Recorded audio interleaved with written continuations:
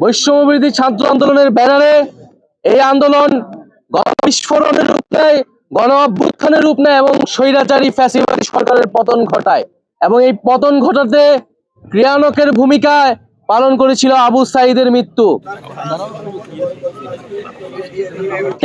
পহেলা জুলাই, ঠিক 1 বছর আগে এই পহেলা জুলাই গণতান্ত্রিক আন্দোলন শুরু করেছিলাম, কিন্তু আমরা দেখেছি সেই কোটা সংস্কার আন্দোলন থেকে বৈষম্যবিরোধী ছাত্র আন্দোলনের ব্যানারে এই আন্দোলন গণবিস্ফোরণের রূপ নেয়, গণ অভ্যুত্থানের রূপ নেয় এবং স্বৈরাচারী ফ্যাসিবাদী সরকারের পতন ঘটায়।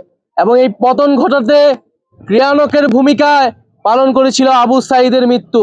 16ই জুলাই শহীদ আবু সাঈদ মৃত্যুর ঘটনা যখন আমরা শুনতে পেয়েছিলাম শহীদ মিনার থেকে, এবং পুরা বাংলাদেশ তখন শোকে দ্রোহে কেঁপে ওঠে।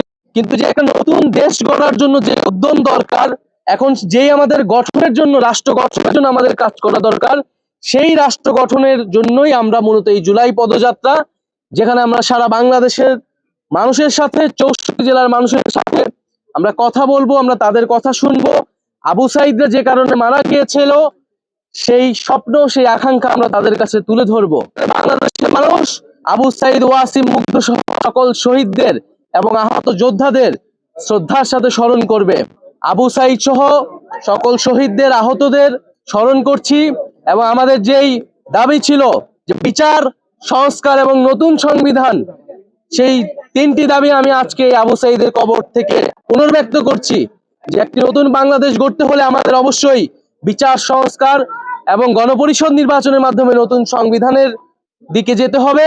এই সকল বাংলাদেশিকে আমরা স্মরণ করছি, তাদের প্রতিবাদকে আমরা নিজেদের বুকে ধারণ করছি, এবং যে ঐক্যের জায়গা, যে অনুপ্রেরণার জায়গাগুলো জুলাই গণঅভ্যুত্থানের মধ্যে তৈরি হয়েছিল, আমরা তাদেরকে সেই গণঅভ্যুত্থানকে ধারণ করি। জাতীয় নাগরিক পার্টি সেই গণঅভ্যুত্থানের আকাঙ্ক্ষাকে ধারণ করে সামনে এগিয়ে যাবে। বিচার, সংস্কার এবং নতুন সংবিধানের দাবিতে দেশ গড়তে জুলাই পদযাত্রার আনুষ্ঠানিক সূচনা।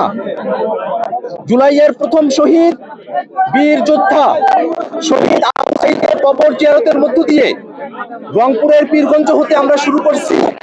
একনল অ্যাডভান্সড হাইজিন সোপ, এবার জীবাণু ধুলাবালি ঘাম ক্লিন বোল্ড। মানুষের রক্তের বিনিময়ে, হাজার মানুষের ত্যাগের বিনিময়ে যে নতুন বাংলাদেশ আমরা পেয়েছি, সেই নতুন বাংলাদেশকে করতে নতুন বন্দোবস্তের জন্য মৌলিক সংস্কার বাস্তবায়ন করতে হবে। যারা গণহত্যা সংগঠিত করেছে, বাংলাদেশের উপরে মানবতা বিরোধী অপরাধ দিয়েছে, প্রণয়ন করতে গণপরিষদ নির্বাচনের আয়োজন করতে হবে। আবু সাঈদের কবর এমন এক জায়গা যেখানে আমরা দূরের শক্তি পাই। সে আবু সাঈদের কবরের পাশে এসে আমরা দাঁড়িয়েছি।